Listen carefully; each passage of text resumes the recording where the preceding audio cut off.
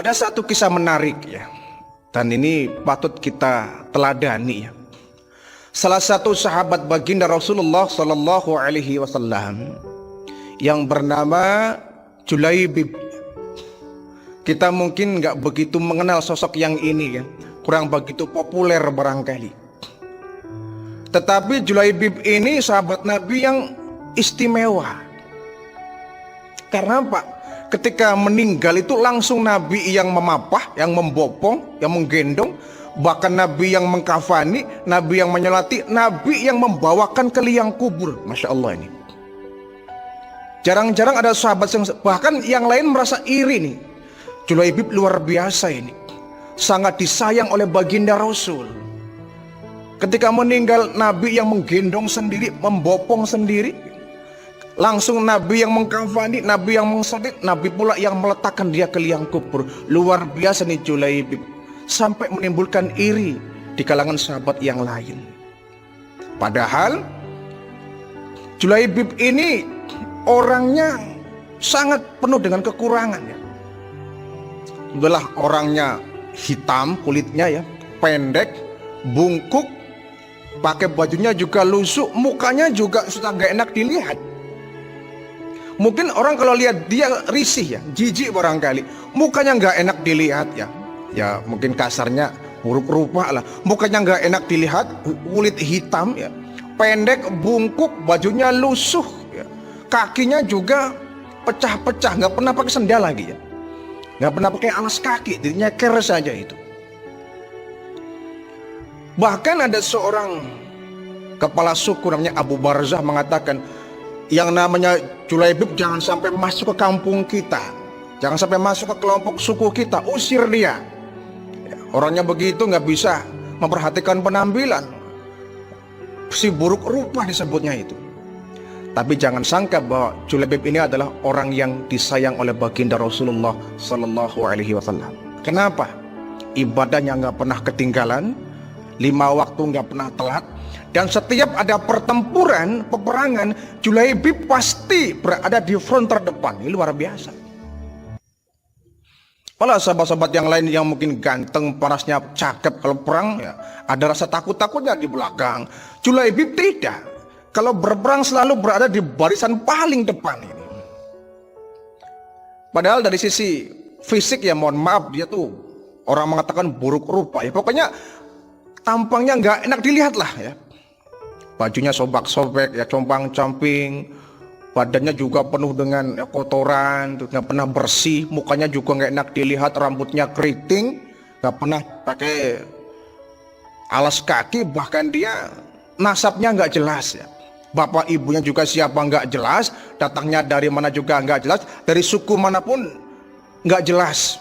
Sehingga umumnya ketika itu ya, orang yang sukunya nggak jelas ya, dari suku mana itu merupakan sebuah aib katanya. Itulah yang namanya Julaibib. Satu hari, karena ini Julaibib masih lajang ya, masih bujangan, masih belum nikah, Nabi satu hari negur Julaibib, Julaibib, kapan kamu nikah? Apa jawabnya? Ya nanti ya Rasul.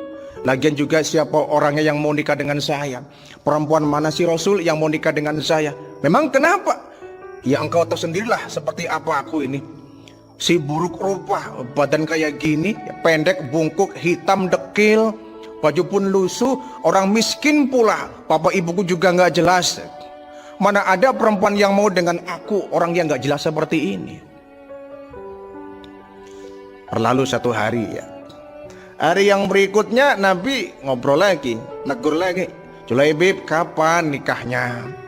Iya ya Rasul, saya mau nikah, cuma masalahnya perempuan mana yang mau dengan saya? Nah, Nabi nggak memperpanjang persoalan ya, lewat saja itu. Nah, hari yang ketiga Nabi baru serius itu. Julaibib, kapan kamu mau nikah? Iya ya Rasul, pokoknya saya akan nikah kalau ada perempuan yang mau dengan saya. Nabi kemudian, Julaibib, kalau begitu kau siap nikah? Siap ya Rasul. Baik, kalau begitu ikut saya. Kemana ya Rasul? Udah pokoknya ikut saya. Nabi menggandeng tangan Julaibib, jalan tanpa tahu ini Julaibib mau kemana. Ternyata Nabi mau membawa Julaibib, ada seorang bangsawan, orang kaya raya yang memiliki putri yang sangat begitu cantik. Nabi bertujuan membawa Julaibib ini untuk nikahkan dengan anaknya orang kaya ini. Nah ini kan masalah baru ini, bayangkan kan. Bayangkan saja, orang kaya, bangsawan, anaknya cantik jelita, mau dinikahkan dengan Julaibib yang nasabnya nggak jelas, datanya dari mana, buruk rupa lagi. Kemudian sampai di rumah itu, ya Rasul saya mau dibawa kemana? Udah pokoknya ikut saya. Terus digandeng, luar biasa tuh. Tangan Julaibib yang hina, yang kotor, yang dekil, yang hitam dipegang oleh baginda Rasulullah Sallallahu Alaihi Wasallam. Ini sebuah suatu kehormatan. Suatu kehormatan ketika orang dipegang oleh tangan baginda Rasul, subhanallah. Ini Julaibib. Sampai di satu rumah, Nabi ketok pintu. Assalamualaikum. Dari dalam, kayak ada suara baginda Rasul. Waalaikumsalam. Ketika dibuka, benar. Ya Rasulullah, ada gerangan apa kau bisa hadir ke rumahku? Ini satu kehormatan ya Rasul. Begini Pak, anakmu yang cantik, putrimu yang cantik akan saya lamar. Mendengar kata-kata akan saya lamar itu orang tadi gembira luar biasa. Ya Rasulullah, betapa gembiranya aku mendengar kalimat itu. Engkau mau meminang putriku, dan aku sangat bangga ketika aku menjadi seorang mertua dari seorang nabi. Aku bahagia ya mendengarnya. Nanti dulu kata benar Rasul. Bukan untuk saya, bukan untukmu, iya. Lalu untuk siapa? Untuk orang yang di sampingku nih, Julaibib. Kaget dari semula berbinar gembira, muka cerah, langsung busam mukanya itu. Ya Rasul, yang benar saja. Iya. Kau ingin meminang putriku untuk Julaibib? Iya. Waduh, langsung seperti apa tuh ya, kejatuhan. Wah, benda yang keras. Hancur perasaannya itu. Sudah senang ingin dipinang Nabi, ternyata bukan untuk baginda Rasul, tapi untuk Julaibib. Ini kan dengan muka yang sedikit asam itu. Kemudian si orang tua ini, sebentar ya Rasul, saya mau ngobrol dulu lah dengan istri saya. Ya silakan.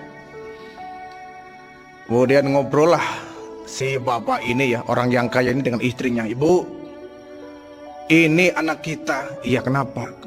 Mau dilamar oleh baginda Rasul. Oh bagus kalau begitu, kita dukung. Tapi bukan untuk dia. Lalu untuk Julaibib. Kaget lagi itunya. Julaibib apa nggak salah dengar saya? Iya. Nabi mau menikahkan anak kita dengan Julaibib. Iya. Aduh. Walaupun yang nyuruh Rasul, kita pikir-pikir dulu lah. Kenapa? Kita tahu lah, kita bangsawan, kita orang kaya, anak kita cantik. Masa mau dinikahkan dengan Julaibib? Orang yang nggak jelas. Dari mana asalnya? Orang juga begitu, nggak bisa berpelan-pelan rapi, dekil, ya, hitam, kotor, bungkuk, berburuk rupa. Masa mau nikah dengan anak kita? Eman sekali.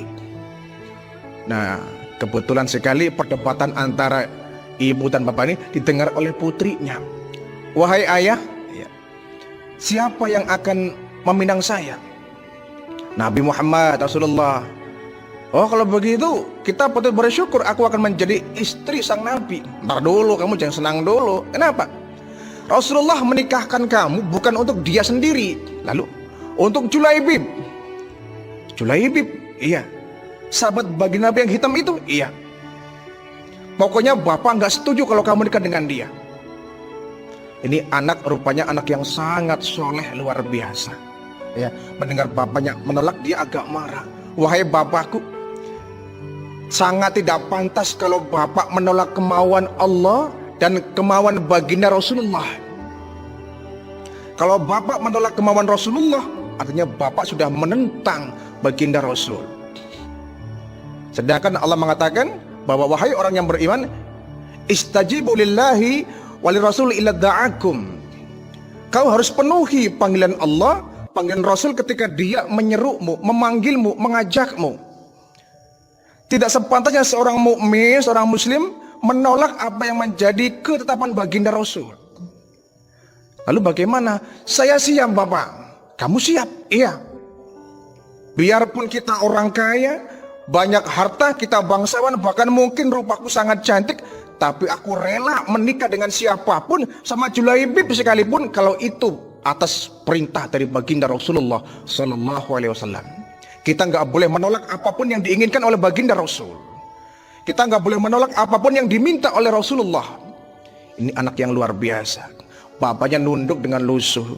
Dalam hatinya dia membenarkan ucapan sang anaknya ini benar yang diucapkan, betul, aku setuju. Cuma kenapa sih sama Julaibib? Bagaimana kata orang ya, putriku yang cantik menikah dengan Julaibib yang seperti itu. Tapi bagaimanapun ini merupakan kehendak dari Rasulullah. Sang ayah ini kemudian nggak bisa menolak. Akhirnya dengan berbagai macam pertimbangan, si bapak ujungnya pun merestui. Nikahlah Julaibib dengan sang putri cantik ini. Ya walaupun agak ikhlas begitu ya, tapi bagaimana? Nabi yang berkehendak, Nabi yang minta. Nikahlah Julaibib dengan seorang putri yang cantik ini. Singkat cerita, ketika selesai menikah, siang menikah, malamnya itu kan mestinya berbahagia ya. Orang bilang malam pertama itu. Siang nikah, malamnya itu merupakan malam pertama, betapa bahagianya seorang pengantin, sepasang pengantin yang menikmati malam pertama ini. Termasuk Julaibib ini bahagia luar biasa, nggak dibayangkan. Saya yang hina ini, yang tidak bagus rupa ini, yang penuh dengan kekurangan ini, bisa dimiliki oleh perempuan cantik, bisa memiliki seorang perempuan yang begitu indah. Malam pertama begitu luar biasa.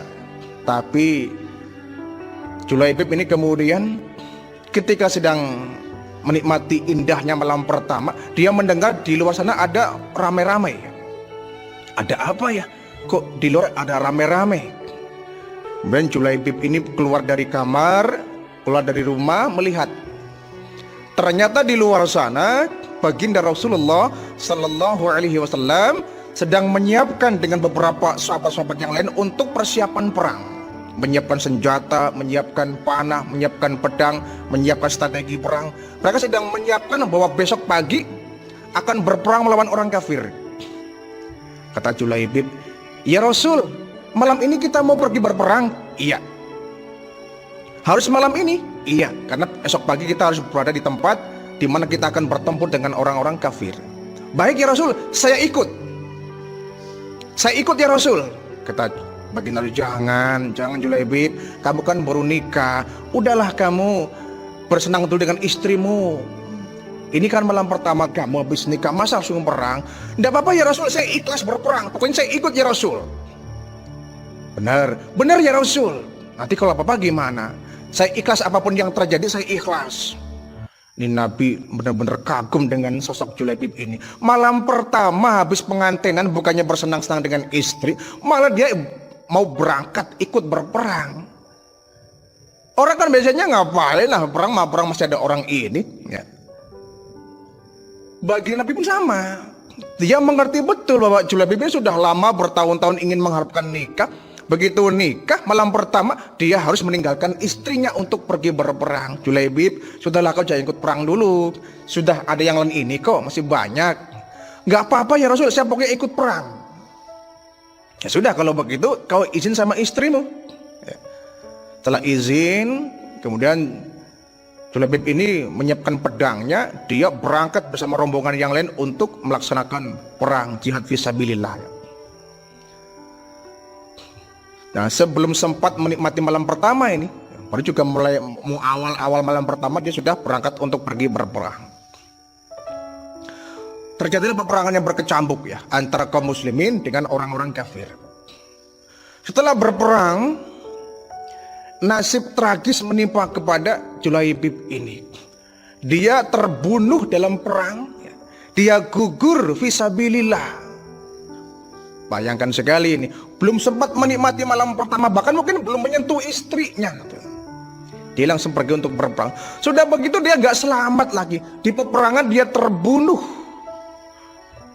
Dia terhunus oleh pedang. Dia gugur sebagai fisabilillah, orang-orang yang syahid. Tapi memang Julaibib ini dalam peperangan, menurut riwayat mengatakan, dia dalam perperang sudah berhasil membunuh 7 orang kafir. Nah, ketika perang selesai, Nabi kemudian mengumpulkan para tentaranya, orang-orang kaum muslimin, para sahabat. Coba hitung sahabatku, ada semua enggak? Ada ya Rasul.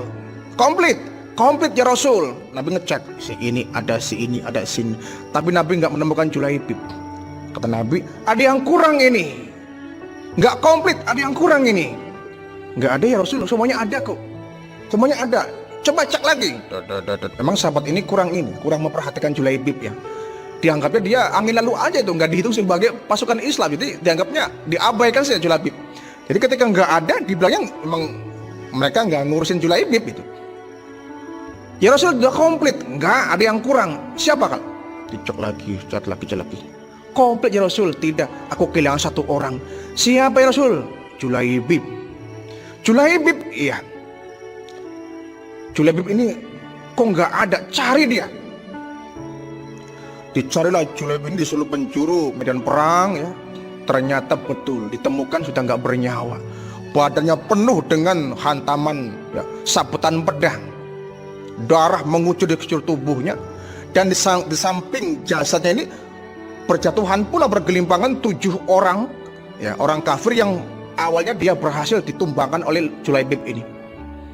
Ya Rasul ya, Julaibib meninggal dunia, dia gugur.